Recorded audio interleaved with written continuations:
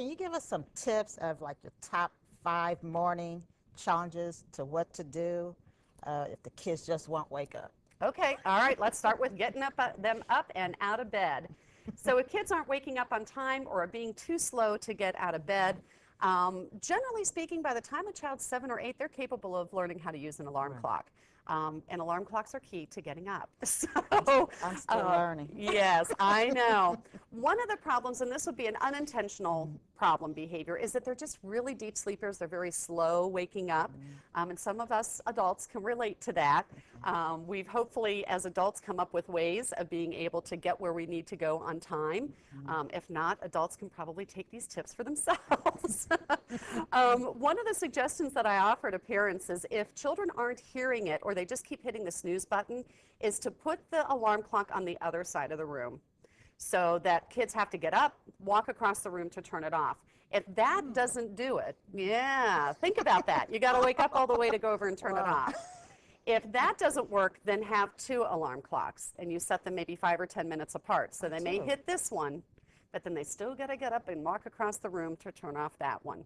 Okay. What parents don't want to do is to continue to go in and be the one that is responsible for waking them up, because it's not really teaching children to be responsible for themselves, and alarm clocks are doable. They really are. So, and when children are saying that they can't get up, you know, to just empathize with that, and to let them know that if they're having a hard time waking up, then that's showing you that maybe they're not getting enough sleep.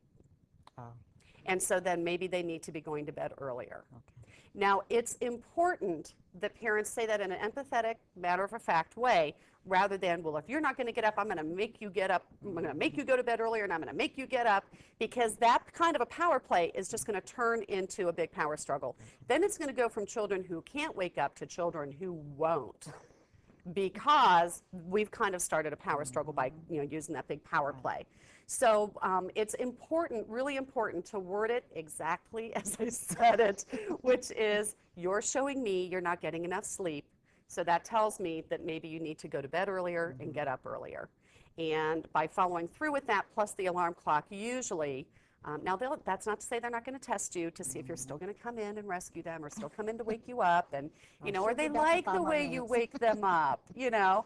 So maybe it can be, when I see that you're up, then I'll come in and give you that hug, or, you know, whatever it is that you do that maybe is a really, my mom woke me up in a really nice way, you know, but kids need to get up so that we can get moving on to the next step here.